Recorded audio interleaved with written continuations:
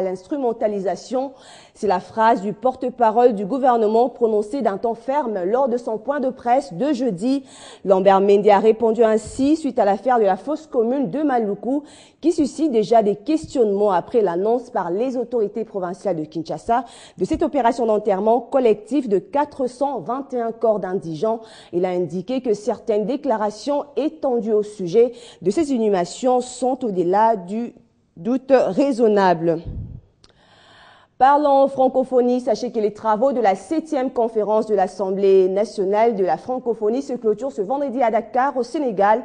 Plusieurs thèmes sont débattus au cours de cette rencontre, notamment les importants rendez-vous de mai et juillet prochains de l'Assemblée parlementaire francophone. Le terrorisme qui sévit dans la région Afrique fait également l'objet de cette conférence et le vice-président de l'APF, Aubin Minakou, qui reconnaît ceci comme une menace aux droits humains, faisait allusion au massacre de l'Université de Garissa, a appelé lors de son discours à la solidarité pour combattre ce fléau sur le continent. Suivez ici le discours d'Aubin Minakou à Dakar. Comme vous le savez, au niveau international, un mal, le terrorisme, tel une peste, répand la mort et la désolation dans le monde en général et en Afrique en particulier, tuant des milliers de personnes innocentes, tels les 147 étudiants kenyans lâchement assassinés récemment par les Shebab au campus universitaire de Garissa, enlevant des jeunes filles, détruisant des biens précieux déclarés par l'UNESCO patrimoine commun de l'humanité et déstabilisant les États, dont ceux de l'espace francophone africain. Ce fléau multiforme et la négation même de l'existence de l'être humain, partant des valeurs cardinales de la démocratie ainsi que des idéaux humanistes qui constituent le fond commun de la communauté francophone universelle. L'heure a donc sonné pour une solidarité active entre nos peuples et pour des actions concertées de nos gouvernements respectifs afin de combattre, mieux d'éradiquer ce fléau mortel pour l'humanité. Aussi, les parlementaires francophones que nous sommes devrions-nous féliciter et encourager le Cameroun, le Mali, le Niger et le Tchad, pays de notre espace linguistique, qui ont pris l'initiative salutaire d'agir ensemble contre AQMI et Boko Haram.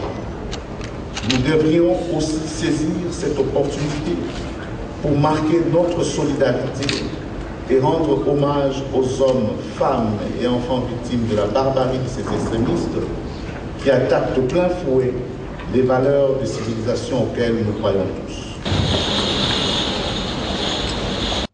Ce discours est un discours lumière qui permettra de comprendre ce qu'il faut faire par rapport à l'ordre du jour, a indiqué le député national Henri Thomas Lokondo. Il s'agit selon lui d'avoir des orientations sur les sujets qui font l'objet de cette conférence, notamment le terrorisme. On l'écoute. Le président a rappelé deux choses importantes qui concernent la conférence. Évidemment, le terrorisme, comme nous l'ont souligné, nous devons faire en sorte que les parlements de nos pays puissent prendre à corps ce problème-là pour prendre des textes législatifs pour combattre sous toutes ces formes le terrorisme. Également, la situation socio-économique en Afrique francophone, comme le président Nias l'a dit, nous devons faire attention pour que nous ne puissions pas être au banquet de progrès, ni organisateurs, ni bénéficiaires. C'est ce vendredi que sera porté en terre Monseigneur Eugène Moké, décédé le lundi 6 avril à l'âge de 99 ans. Il a été ordonné prêtre en 1946, évêque auxiliaire de l'archidiocèse de Kinshasa jusqu'à sa retraite. Il avait consacré sa vie à l'évangélisation des pauvres et à l'éducation. Depuis mercredi, des hommages lui ont été rendus d'abord à l'école complexe scolaire Monseigneur Moké qu'il a créée lui-même il y a près de 40 ans, qui porte son nom, puis à la cathédrale Notre-Dame du Congo. Une messe d'action de grâce est actuellement organisée au stade Tata Raphaël avant son enterrement prévu à la paroisse Saint-Joseph de Matongé. On va à présent parler de la première réunion à huis clos des membres de la Commission nationale des droits de l'homme. Au cours de cette réunion, le professeur Kenge Chilombai a été élu président du bureau provisoire de la CNDH. Il a été élu par le fait qu'il est le plus âgé des membres du bureau. Son élection a eu lieu jeudi au Palais du Peuple. Nos fonctions, nous sommes appelés à les exercer conformément à la mission de la Commission, qui est, selon l'article 4 de la loi organique, un organisme technique et consultatif chargé de la promotion et de la protection des droits de l'homme, n'étant soumis qu'à la seule autorité de la loi. C'est pour cette raison que la Commission est indépendante, pluraliste et apolitique. Nous nous exhortons tous à mériter la confiance placée en nous par le peuple congolais et à travailler dans l'unité. En effet, même si nous provenons chacun d'une composante thématique différente, sachant qu'une fois investis par ordonnance présidentielle, nous formons une unité homogène et autonome appelée à travailler sous la seule autorité de la loi, de façon indépendante et en respectant les principes de Paris sur les institutions nationales de droits de l'homme et avec expertise et compétence. Ces composantes sont les organisations non gouvernementales de droits de l'homme, les ordres professionnels, les syndicats, les universités, les confessions religieuses, les personnes vivant avec handicap, les organisations non gouvernementales de droits spécifiques de la femme et les personnes vivant avec le VIH-Sida.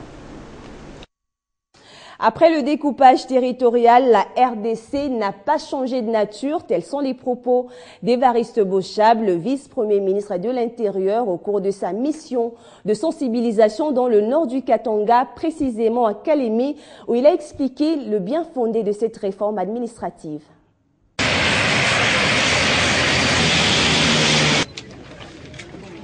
Kalemi, au nord du Katanga, aura été la première escale de la mission du vice-premier ministre, ministre de l'Intérieur et Sécurité au Katanga profond. Dans la suite du professeur Évariste Bochab pour cet arrêt au futur chef-lieu de la province du Tanganyika, le ministre de la Défense nationale Emengoï Mukena et le gouverneur de province Moïse Katumbi Tchapoué. Dans ce coin, le patron de la territoriale est dans une mission d'explication et de sensibilisation sur le bien fondé du nouveau découpage. Devant toutes les couches de la ville et les forces vives réunies, Évariste Bochab rappelle que le découpage fait partie de la Constitution adoptée par le peuple congolais.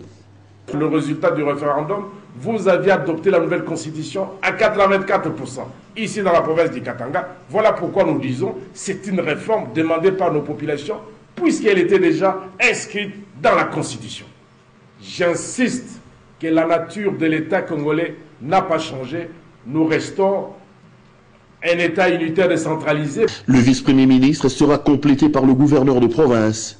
Dans la langue du coin, Moïse Katumbi Tchapoué exprime tout son soutien à ces processus de découpage. Pour une nouvelle province, il m'y a bien qu'à fois passé. Mais c'est moi que je n'étais pas d'accord avant le découpage. Mais loi il toque, on n'a pas fait multiplier, puis les lois n'a pas accompagné le gouverneur et tout. Plusieurs autres questions, notamment la dernière note circulaire du vice-premier ministre confirmant la suppression de certaines entités déconcentrées, étaient évoquées. Kalemi a désormais les idées en place et attend sereinement le nouveau découpage. Restons au Katanga où la campagne des soins gratuits initiée par la première dame Marie-Olive Lembe-Kabila ne laisse pas indifférent le gouvernement provincial du Katanga par le canal de son vice-gouverneur Yaf Tchibal. L'exécutif provincial de la province Q-Préfère vient de mettre la main à la pâte en remettant un lot de chaises roulantes pour la circulation interne des malades dans différents hôpitaux. Cette campagne médicale, initiée par le chef de l'État au Katanga, continue de susciter de l'émulation dans le chef des autorités locales. Après avoir remis un lot important de médicaments, le gouvernement provincial du Katanga met encore la main à la pâte avec ce lot de fauteuils roulants réceptionné par le docteur Joseph Kangoudia, coordonnateur de la campagne médicale présidentielle, des mains du vice-gouverneur Yves Chibal. Ces chaises vont être utilisées pour le déplacement des malades, je crois, au sein des hôpitaux. Nous continuons à assister, à contribuer pour que nos malades de Lubumbashi des environs puissent être traités dans les meilleures conditions. Des chaises roulantes qui viennent à point nommé vu le besoin qui s'impose. Je pense que ces chaises vont être utilement affectées dans les différentes institutions qui servent de la prise en charge des malades de cette campagne. C'était entre autres aussi un besoin. La première dame, si elle avait pu au cours de sa tournée remettre des chaises aux handicapés de la ville de Lubumbashi, vous emboîtez les pas en nous remettant des dizaines de chaises qui vont servir de la circulation interne dans les hôpitaux. Et cela a été très important. Pour autant que dans certains grands hôpitaux, le déplacement des malades pose des problèmes. Si nous prenons l'hôpital de Sendwe par exemple, avec les ascenseurs qui nous posent encore des problèmes. Le docteur Joseph Kangoudia a par la même occasion remercié l'exécutif provincial qui a également promis une ambulance qui est d'une importance capitale pour cette campagne qui, à ce jour, a enregistré plus de 20 000 malades. Sur place, dans les différents hôpitaux, la deuxième phase de la campagne se poursuit. Elle est axée sur la distribution des médicaments et sur les opérations chirurgicales. Les malades qui bénéficient de cette action pour la première fois au Katanga ne cessent de bénir le couple présidentiel qui l'a initié pour le bien de la population. Maman Olive, merci. Et d'une province à une autre, lancement officiel des opérations d'enregistrement biométrique des réfugiés rwandais par le gouvernement congolais en collaboration avec le Haut Commissariat des Nations Unies pour les réfugiés et la Commission nationale des réfugiés. Cette opération va permettre au gouvernement d'avoir un effectif bien précis des réfugiés rwandais vivant sur son territoire. Cette opération avait été suspendue à cause des opérations militaires contre les FDLR et 3 provinces sont ciblées, notamment le Katanga et les 2 Kivu. Amani Alimassi pour les détails. Selon le directeur de la Commission nationale pour les réfugiés CNR, antenne de Bukavu et de la province du Maniema, Gracia Mupenda, a fait seulement les réfugiés rwandais arrivés en RDC de 1994 à 1998 qui sont concernés par cette opération d'enregistrement biométrique par l'empreinte digitale. C'est la première fois que le gouvernement congolais procède à l'enregistrement biométrique des réfugiés rwandais depuis leur arrivée massive au Congo et il se fait en exécution des recommandations des accords de la réunion répartite RDC, Rwanda et le HCR. L'enregistrement biométrique devait commencer depuis février dernier, mais il a été suspendu à cause des opérations militaires lancées par l'armée congolaise contre les rebelles rwandais du FDLR. La Commission nationale pour les réfugiés estime que l'enregistrement biométrique des réfugiés rwandais permettra au gouvernement congolais d'avoir non seulement l'identité réelle, mais aussi le nombre exact de tous les réfugiés rwandais vivant sur son territoire. Toutefois, les équipes conjointes HCR, CNR doivent se déployer sur le terrain pour collecter les intentions de ces réfugiés et de définir les solutions durables. 3 provinces sont ciblées par cette opération, dont le Katanga, le Nord Kivu et le Sud Kivu. La province du Nord Kivu compte à elle seule environ 200 000 réfugiés, suivis de la province du Sud Kivu, environ 42 000, et le Katanga, 2 000. Amani Joseph, depuis Bukavu, Télé 50. Sachez aussi que le ministre national de l'enseignement primaire et secondaire poursuit son séjour de travail au Kasaï oriental où il est arrivé en début de semaine dans le cadre d'une série d'inauguration des écoles nouvellement construites par le gouvernement. Et après l'étape de Mbujimai, Makar Mwangu se rend dans le Kasaï profond où il est attendu pour la même cérémonie. Pierre-Serge Ntumba est notre correspondant sur place. Suivre de plus près le fonctionnement des divers services de son ministère à la base. C'est l'objectif de la mission qu'effectue actuellement au Kasaï oriental le ministre congolais de l'enseignement primaire, secondaire, professionnel et initiation à la nouvelle citoyenneté, Makia Mwangu Famba, procède pendant son séjour au Est-Kassaïen à l'inauguration de plusieurs écoles construites par le gouvernement central en faveur de la jeunesse. Après la cérémonie d'inauguration de 5 écoles en Bujumaï, Makia Mwangu Famba s'est rendu respectivement dans les territoires de Chilenge et Ngananchika, où le gouvernement central a également financé la construction de plusieurs écoles